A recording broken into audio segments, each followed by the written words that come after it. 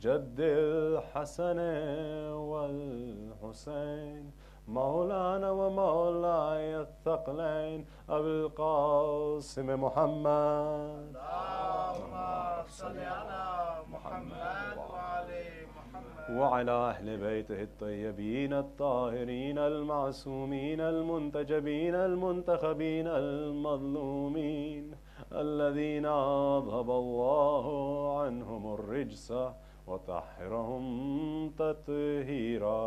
اللهم صل على محمد وعلى محمد. ولعنة الدائمة على أعدائهم منكر فضائلهم غاصب حقوقهم ومراتبهم ومنزلتهم ومقامهم من يومنا هذا إلى قيام يوم الدين. أما بعد، فقد قال إمام المبين: بسم الله الرحمن الرحيم. إنما خرجت لطلب النجاة وصلاح في جد أمة جدي. صدق إمام المبين. صلوات. اللهم صل على محمد وعلى محمد. I keep looking at the wrong clock and I need to remember to look at that one. That's the one over there. So, before we begin, we offer today our commemorations to the Imam of our time on the occasion of the month of Muharram returning. We are truly blessed, and honestly it is a blessing and an honor for us that we're able to return to this Farsha Azhar, that we're able to return to these Majalis of Abu Abdullah, able to return to remember the tragedy of Karbala, because not everybody gets to, and not everybody gets it either. Not everybody understands what it's all about. But there's something which, on the face of it, it doesn't make sense, and it becomes more and more apparent every year as Muharram grows closer.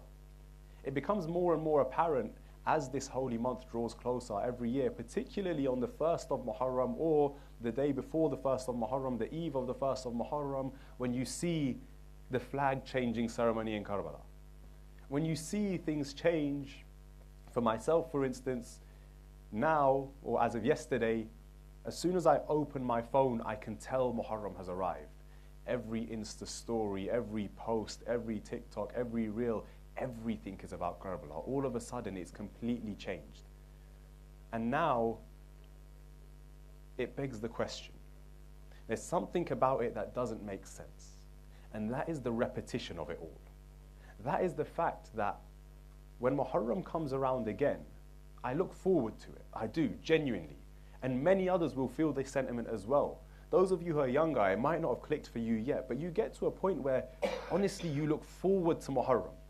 And as Muharram and Safar draw to a close, as 8th Rabiul Awwal arrives, you feel like you didn't do enough with your time. You feel like, I wish I had done more majalis. I wish I had done more azhar. I wish I had remembered the tragedy even more. It's so difficult to explain. And the reason for that is, it shouldn't be that way. Logically speaking, it doesn't make sense that I keep looking forward to it. Why? Because I was in these same majalis last year and I heard the same story of Karbala. And the year before that. And the year before that. And the year before that. From when I was a child until now, every year, the story of Karbala has not changed. What happened on the day of Ashura did not change. What happened in that land has not changed in any way, shape or form. So why do I still look forward to it? Why do I still yearn for it? Why is it that when Karbala gets closer, when Muharram gets closer, I'm readying myself for it and I'm excited for it. I'm waiting for Muharram to arrive again. And I'll give you an example to show you why it doesn't make sense, or show you how it doesn't make sense. And this isn't a hypothetical. This is a very real scenario, specifically for me. There will be times where, and if you don't know this already, over the next 10 days, you'll get to realize I love football very much and I use it as an example in a lot of my lectures. There will be times where I've gone to the Emirates Stadium. I'm an Arsenal fan. I go to the Emirates quite a lot when I can. I've gone to the Emirates. I'm sitting there watching a match and I'm thinking, I can't wait to watch the highlights on Match of the Day. Then that evening comes, that night comes, 10 o'clock, 10:30 rolls round. I turn on BBC. I'm watching the highlights. Later on in the week, I'll find myself watching a full replay of the game because for whatever reason, I do that. I'm watching a full replay of the game now. I've watched the full game. I watched it live. I was there, but now I'm watching a replay of it. And then when I'm scrolling through Twitter or TikTok or Insta, I see videos come up of clips of the game and I watch those as well. But here's the deal. There comes a point where I'll start to skip those videos too. Because there's only so many times I can watch the same thing. There's only so many times I can watch the same thing. It's a lot of times, granted, but there's a limit to that. I can't indefinitely watch it. The same thing applies, and for those of you who aren't into football, the same thing applies with what you call like your comfort shows. Everybody has that TV show that they watch just to relax. They don't even need to pay attention to it. It's on in the background. It could be, I don't know, Friends or How I Met Your Mother, Big Bang Theory, Modern Family, whatever it is, right? Brooklyn Nine-Nine, whatever it is you watch, you don't need to pay attention to it. You can just switch it on and it's just there in the background while you're eating, while you're working, while you're on your phone, whatever it is, it's just there. And it doesn't matter how many times you watch those episodes, it's fine. Because it's easy for you to go back and watch it again. But you're not going to watch the same exact episode over and over again. You'll pick random points in the series and you'll watch those. Random different episodes and you'll watch those, but you won't watch the same one episode over and over and over again. Because that repetition, it doesn't make sense. You've seen it once, you've got what's in there. You might watch it again a few months down the line and have a few more laughs, but you're not going to want to watch it again and again repeatedly over and over again because you're not getting anything more out of it. What there was in there, you've gotten it out of it and now you've moved on. That's how it works. But Karbala, not only do we not get bored of the story, not only do we not get tired of hearing about Karbala, we look forward to it. We're excited for it. We're yearning for it. We're waiting for it. Why? It just doesn't make sense. Why does that repetition not cause us to lose interest? And the reason is because every time you hear the story of Karbala, you're gaining something more.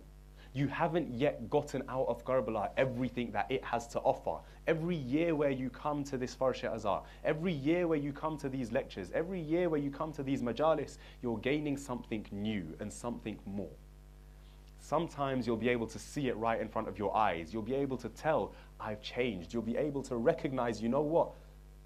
There's something I've learned this Muharram that I didn't know before. And sometimes you'll have a lecturer or a speaker who will say the same things that you've heard over and over again. And you might sit there and think to yourself, I didn't learn anything new this Muharram. But as next Muharram rolls round, the fact that you're still engaged, it means you changed in some way. Something about you developed, something about you improved, something about you got better, whether it was the softness of your heart, whether it was the compassion that you don't even realize you have. Something about you changed. Sometimes you can see it really clearly, and sometimes it's a bit harder to tell. But the fact of the matter is you do change.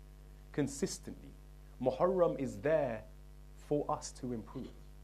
And we have this notion within us that Muharram is there for us to improve, but how so? And why so? What am I meant to gain out of Muharram? What am I meant to learn in Muharram? What is the point of these majalis? What can I get out of it? The first thing is the benefits that we're told about. And the biggest benefit that we're told about in Muharram is your tears. The tears that you cry, the sadness that you feel, it has such incredible blessings. In fact, we have in a hadith from one of our imams where the imam says, if only you knew the power of your tears, that one drop of your tears can extinguish oceans of fire.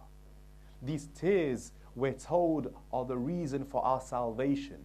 When the day of Qiyamah rolls round, when the day of judgment rolls round, and believe you me, it's a very scary day. Rasulullah sallallahu alayhi wa sallam,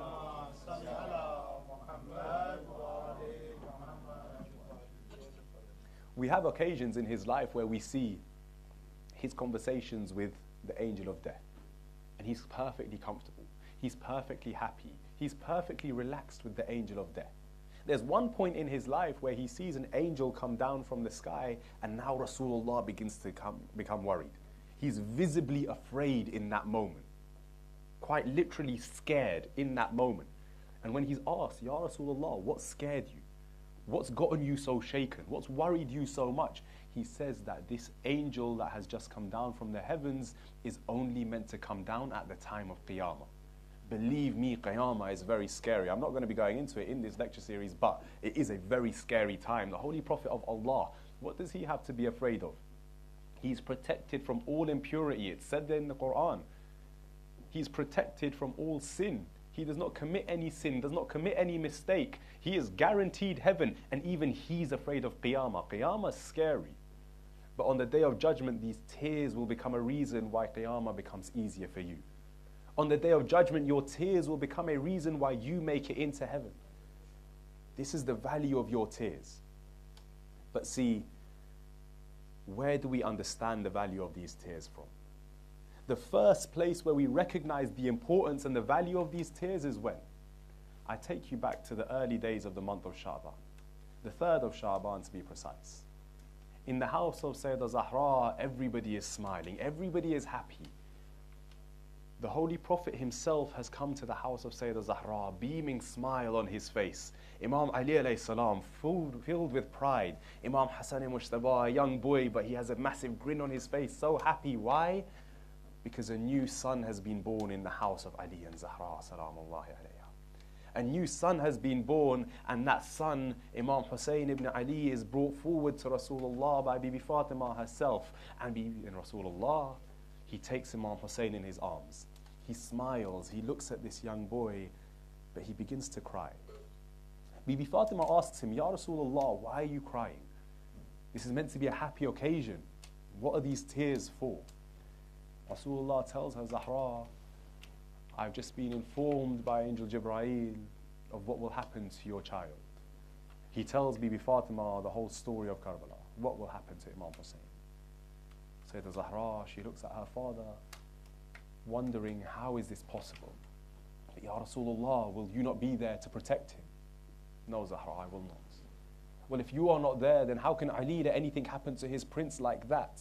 Ali won't be there either. Well, if Ali is not there, then surely Hassan will protect his baby brother. No, Hassan won't be there either. Well, if none of them are there, then I will protect my son, Ya Rasulullah. I will protect Hussein. Zahra, no, you won't be able to save him either. So what does Bibi Fatima ask? She asks her father, then Ya Rasulullah, then my father, tell me, who will cry over my Hussein? Tell me, in that moment, why does Bibi Fatima care about who's going to cry over Imam Hussein? Why does she care about the tears? The value of your tears is so high, is so great. And as I say this, I recognize that it's not always easy for us to cry in Masa'ib. You've got your mates sitting around you. You don't know who might be looking your way. You don't know who might be watching you, whose eyes might be on you. You've never cried in front of people before. It's normal, it's natural. But in Masa'ib, put your head down. Think about what happened to Imam Hussein. Imagine if that was your family. And let those tears flow. Don't be shy, don't be embarrassed. But we see here the value of these tears, and I'm watching the time as it slips away very quickly. We see the value of these tears here. Bibi Fatima asking the Holy Prophet, who will cry over my child? And Rasulullah, what does he tell her? He tells her, Zahra, Allah subhanahu wa ta'ala will send down a nation, an ummah, a people who will cry over your son until Qiyamah. Until the day of judgment, there will be a people sent down from Allah subhanahu wa ta'ala to cry over your Hussein. And if we look at the world around us, it's true. People cry all over the world. People cry for Imam Hussein in every corner of the world. I'm a witness to it. My father, alhamdulillah, he's a Maulana. He goes all over the world to read Majalis. I've seen my dad get invited to Japan to read Majalis. I've seen him get invited to corners of the world where I wouldn't have thought there was a single Shia. And the truth is, Imam Hussein alayhi salam is known as the Imam of love. Imam Ali is known as the Imam of truth. Imam Hussein is known as the Imam of love. Why? Because you need to accept the truth of the complete Islam to believe in Imam Ali alayhi salam. But to cry for Imam Hussein, all you need is love in your heart. You don't need to be a Muslim to cry for Imam Hussein. If you go and look at India, you'll see the Hindu community getting involved in Azadari. They too will cry, they too will do matam. You go to Iraq, you'll see the Christians get involved in that very same Azadari. They too will cry, they too will do matam, they too will go through the same traditions of Azar as we do. But then another question arises. If these tears are meant to save me, if these tears are my salvation, if these tears are going to get me into Jannah, are you telling me somebody who doesn't even believe in Tawheed, who believes in idols, somebody who doesn't believe in Allah, for the sake of his tears will go to heaven? Are you telling me Imam Hussein will welcome that person into heaven? That Sayyidah Zahra will wait for them to enter heaven before she steps in herself? That Rasulullah will welcome them with open arms when they didn't even accept Allah? Of course not. See, it tells us that it's not just your tears. Your tears alone are not what takes you into heaven. Your tears alone are not what will give you that safety on the day of Qiyamah. Your tears alone aren't the thing that will extinguish those oceans of fire, no. See, when Sayyidah Zahra asked her father, Ya Rasulullah, who will cry over my Hussein? Why did the Holy Prophet not mention the first people in Karbala who cried outside of the family of the Shuhada? Outside of the family of the martyrs of Karbala, outside of the family of the Ahlul Bayt alayhimus salam, who was the first people to cry? Who were the first people to cry over the tragedy of Karbala? Have you not heard what Umar ibn Sa'ad said to Hurmala when Imam Hussein alayhi salam holds baby Ali Asghar up in the air? He says what? Hurmala, iqta kalam al-Hussein, silence the word of Hussein. Why did he say that? Because it was the armies of Umar ibn Sa'ad who started crying first. They were the ones, so much so, some of them were hiding their faces. Some of them were running from the battlefield. They were the first ones to cry. Are you telling me they're going to save them? They're the ones who killed the martyrs of Karbala. Are they going to be saved? No. Your tears alone are not enough. There has to be something more. And if you want to know what it is, then you have to recognize what these tears represent. When Sayyidah Zahra asks, who will cry over my child? What she's really asking is, Ya Rasulullah, who will be there to make sure that Hussein's sacrifice doesn't go in vain? Who will be there to make sure that the sacrifice that my son goes through, the sacrifice that he gives, the tragedy that befalls him doesn't happen for no reason? Because your tears, they're not just tears over hearing a sad story. No. Or at least they shouldn't be. Your tears are your way of calling out to Imam Hussein to say, Ya Hussein, the mission that you died for, I will keep that mission alive. The mission that you gave your life for, I will keep that mission alive. These tears are my way of saying, Ya Hussein, I am with you and with your mission. Ya Hussein, I am going to make sure that whatever your mission was, I carry it forward today. Sayyidah Zahra is asking Rasulullah, Ya Rasulullah, not simply who will cry over my Hussein, but who will make sure that the mission that he starts is successful and lives on through the ages. And for that Rasulullah says, Ya Zahra, Allah will send a nation who will cry over your Hussein, because those tears are our signs of allegiance to our master, our signs of allegiance to Imam Hussein alayhi salatu wassalam. Recite aloud, salawat ala Muhammad wa ali Muhammad.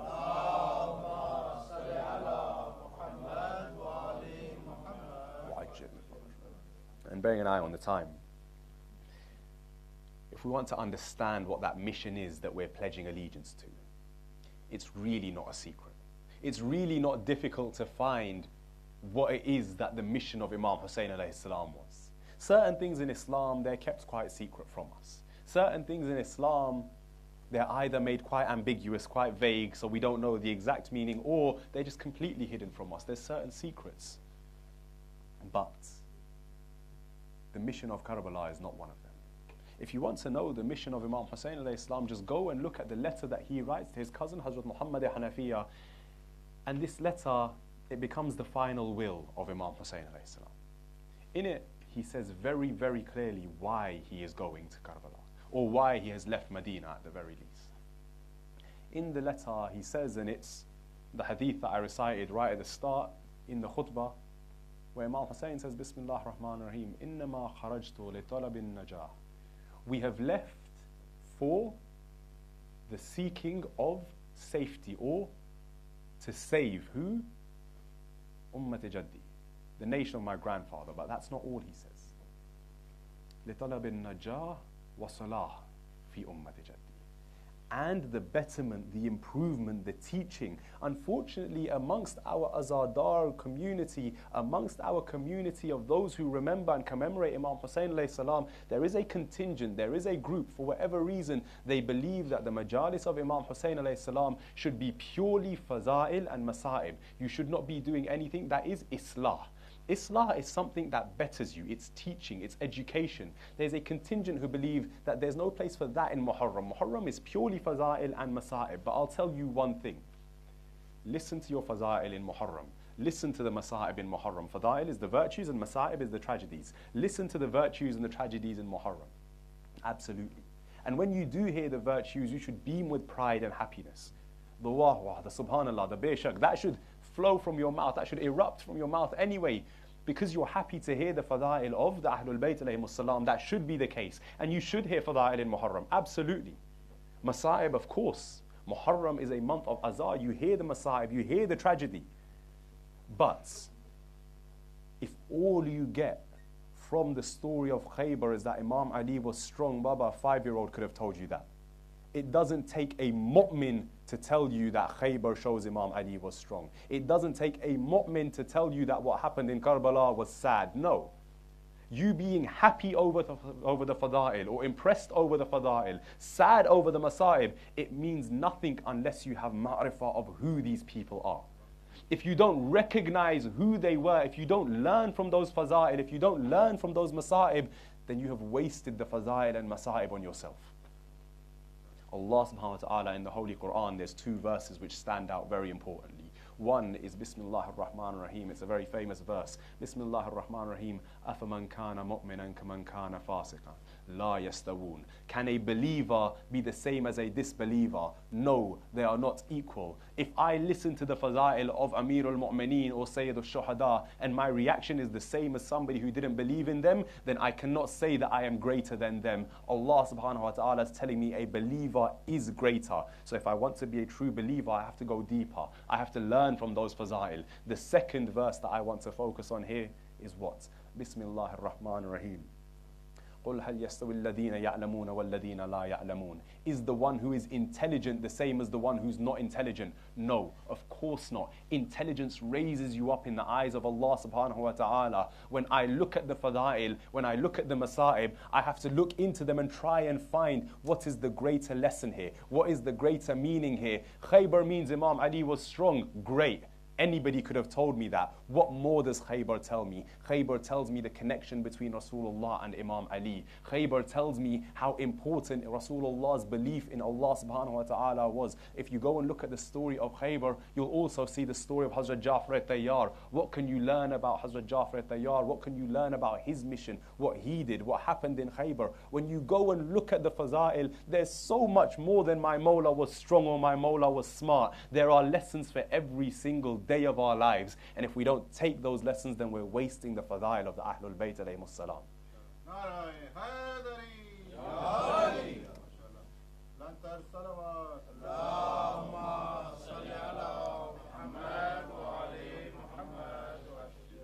I'll wrap up for today and move towards Masa'ib with this final introduction to what the rest of this series of Majalis will be about, inshallah. When we talk about Islah, which is what Imam Hussein alayhi salam says the mission of Karbala is. He says the sole reason for him leaving Medina is what?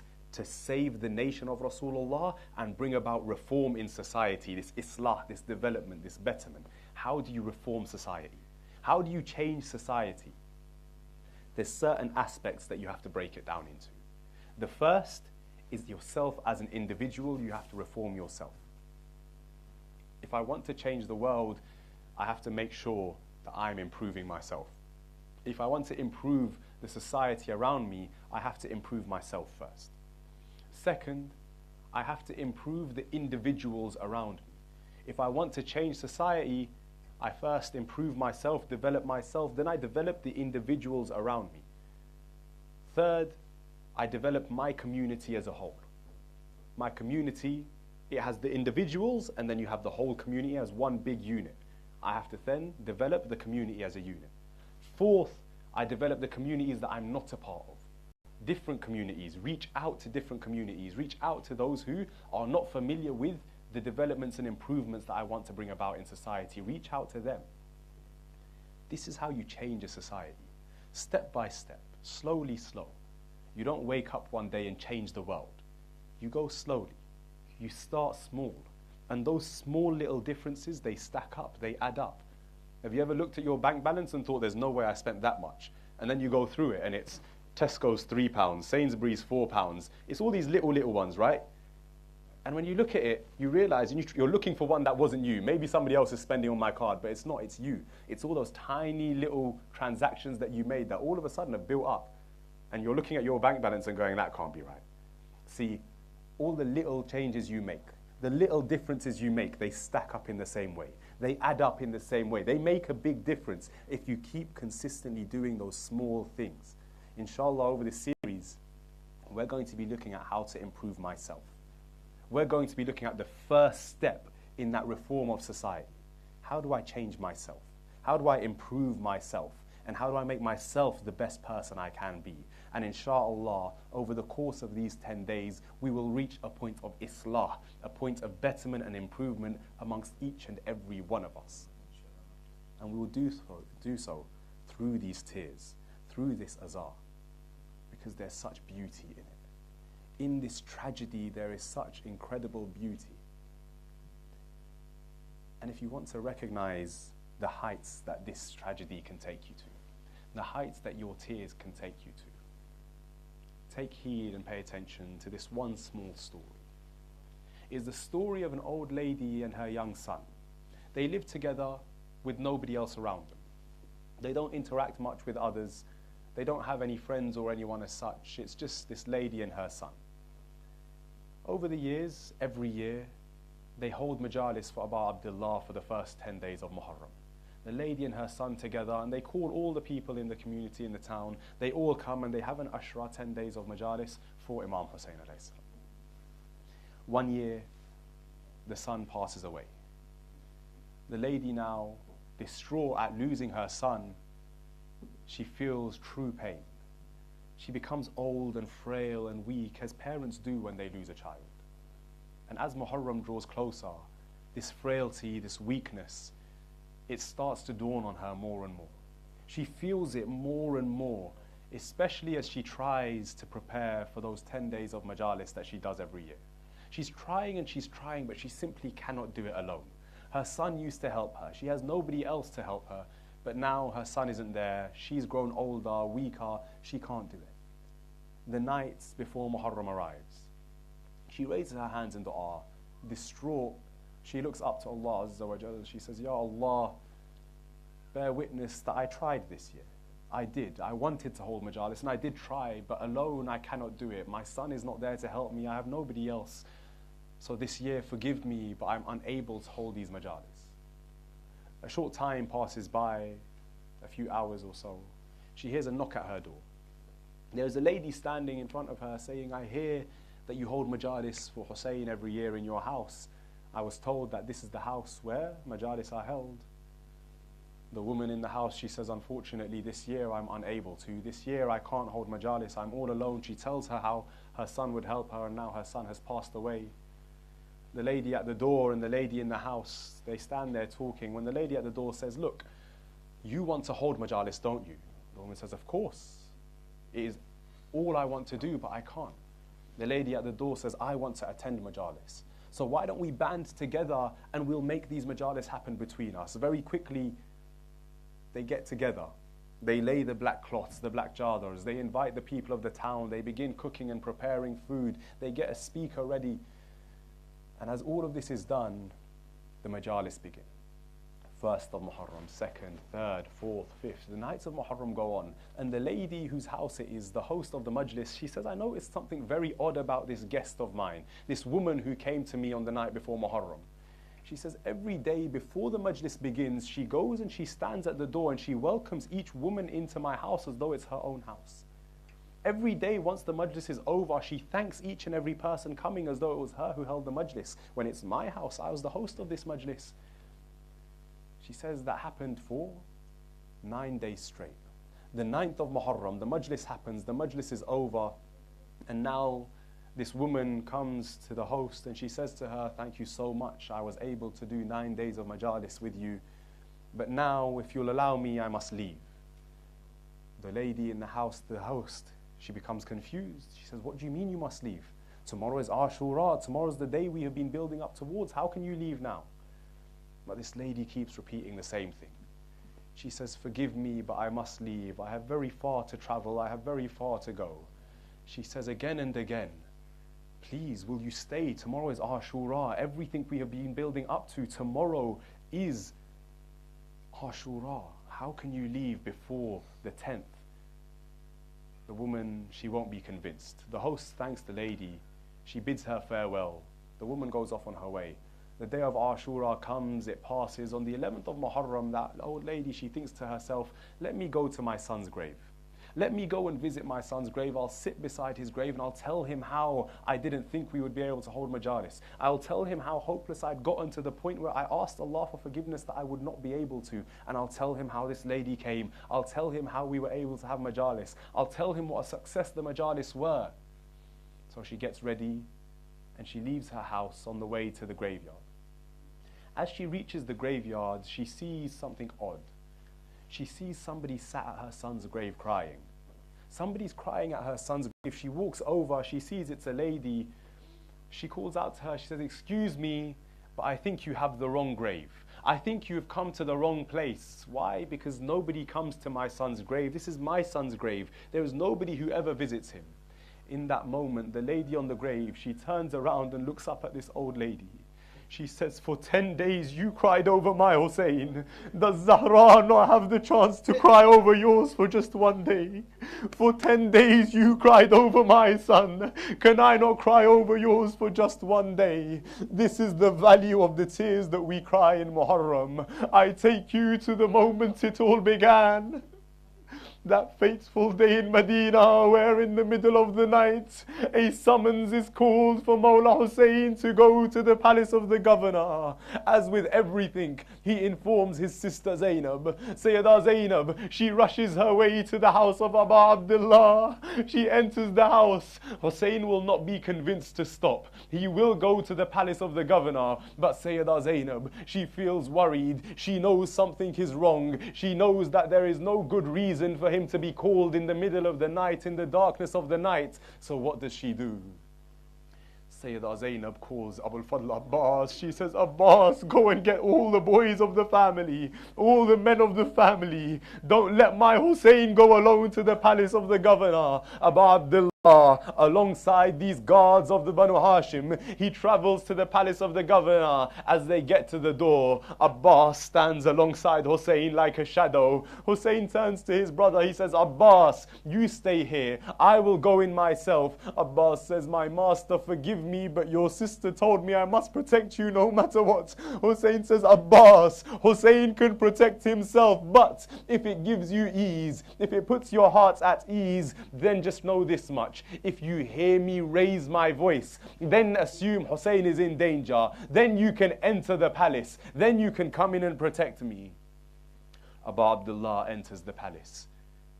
He is told that Muawiyah has left this world. Muawiyah is no longer now. Abu Abdullah is told he must give his allegiance to the new Khalif. Imam Hussein, he utters those famous words, those words we should remember in every moment of our life. Misli la yubayu misluhu. One like me can never give allegiance to one like him. In this moment, a whisper is heard in that palace. Take allegiance from Hussein right now, and if you cannot, then take his head. Abu Abdullah turns back. He looks at them. He says to them, tell me, who will take my head? Who will cut my head from my body? And he begins pointing one by one at the men in that palace. He says, will it be you? Or will it be you? Or will it be you? And as he does this, his voice is raised. Abbas rushes into the palace. He draws his sword. Hussein places his hand on the chest of Abu al-Fadl Abbas. He says, Abbas, no, Abbas, now is not the time. My salams on the patience of Abu al-Fadl Abbas. How many times did he draw his sword to protect his family? How many times was he told Abbas no?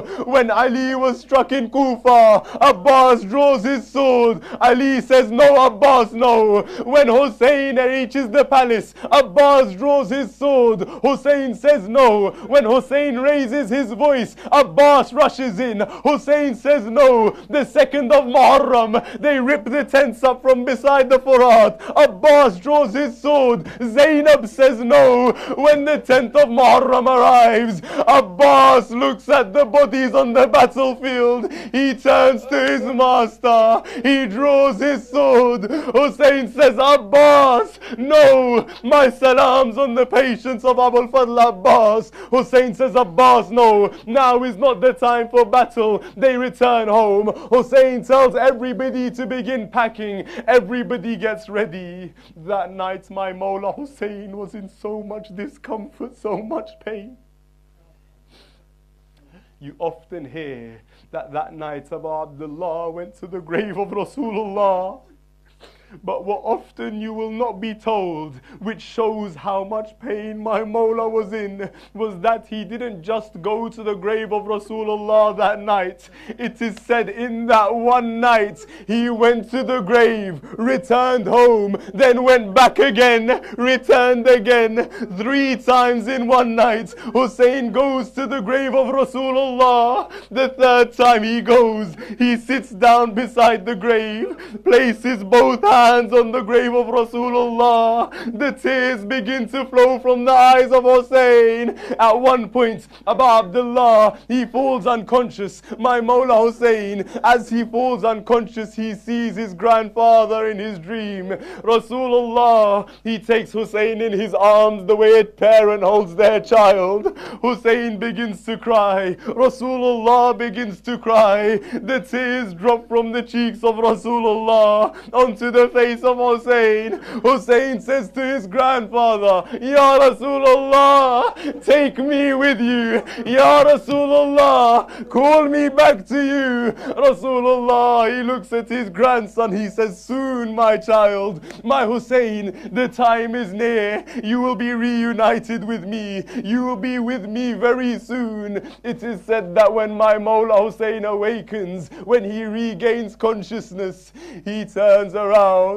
He calls out, Inna lillah wa inna ilayhi raji'un. He then makes his way to Al-Baqiyah. As he walks through the streets of Medina, he sees the roads where him and his brother Hassan used to play. He sees the streets where his father Ali would take him through to the markets. He sees the streets where he grew up. Hussein, he realizes he's leaving his home.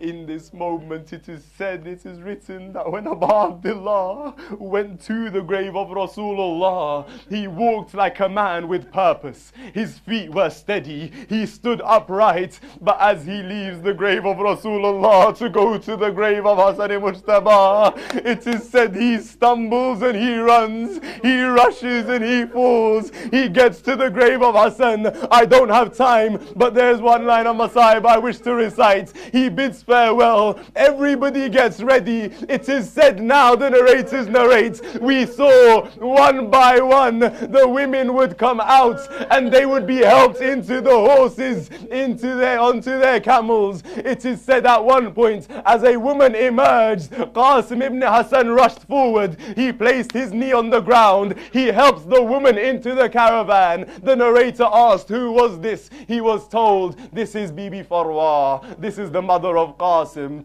At one point, a woman emerges from the house. Ali Akbar rushes forward. He helps the lady onto her horse. Asked, who is this? This is Layla. At one point, a woman comes out. A man by the name of Abbas steps forward. He helps the woman onto her horse. Who was this? This was Kulthum. During all of this, Abu Abdullah stayed seated beside all the horses. It was asked then, when one woman came out, who was this woman? Why? Because as she walks out, now Qasim steps forward, Akbar and Abbas steps forward, Hussein from his seat rises. They asked, who is this? They were told, this is Zainab bint Ali. The daughter of Ali is now coming out.